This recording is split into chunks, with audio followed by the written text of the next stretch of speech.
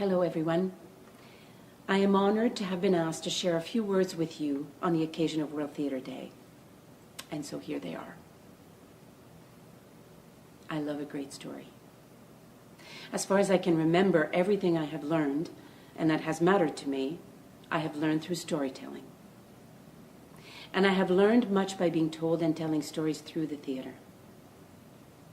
My earliest memory of theatre is when I went to see Charbonneau et le Chef, a play written by Thomas McDonough and adapted by Paul Hébert and Pierre Morancy. It was 1973, and I was 15 years old. I was living in the thick of the fever of Quebec independence, a heated political and personal debate about our identity.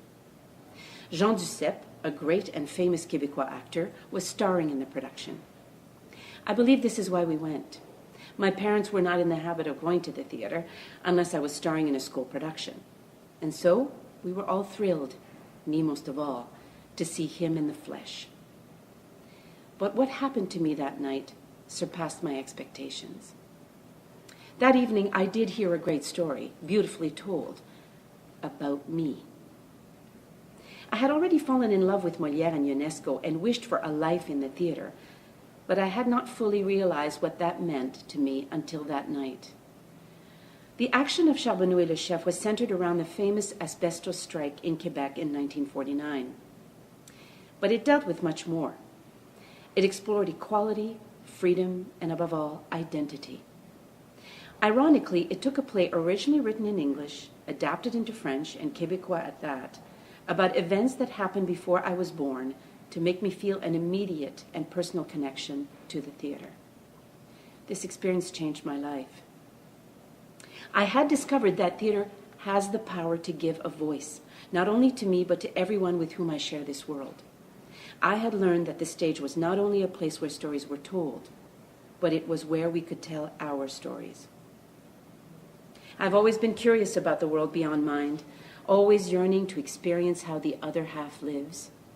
Perhaps this is why I chose to leave Quebec after my university studies and explore theatre in the rest of Canada, in another language, in another and other cultures. I'm one of the fortunate theatre artists in this country whose career in the theatre has led her to work with the stories and experiences of a variety of Canadian cultures: First Nations, Acadian, East and West Indian, Black, and many more other communities. These encounters have challenged and deepened my perception of this nation. I believe the idea of nationhood, our identity, derives from the diversity in our descent and history. It's formed in the way we express ourselves, in the language of our stories. The best work, our most memorable experiences, emerge from our differences and encounters with the other. As we come to acknowledge these differences, our unique and common identities are brought into representation. Our voices become clearer, our stories stronger. I believe it is theatre's responsibility to reflect this diversity, not only through ethnicity and language, but also by revealing the multiplicity of performing arts practices that make up the artistic community.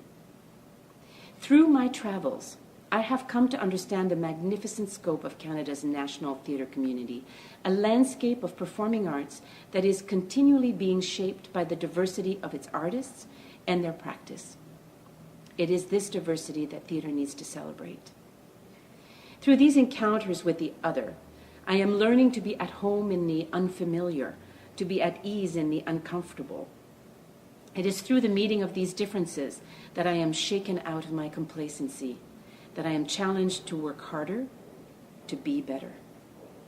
Theatre must dare to unsettle, be violent in its choices, explore the danger in living a full life.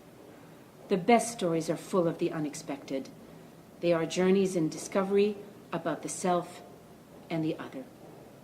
And so, in my life and in my work, I must venture into the land of I don't know. After all, I do love a good story. Thank you.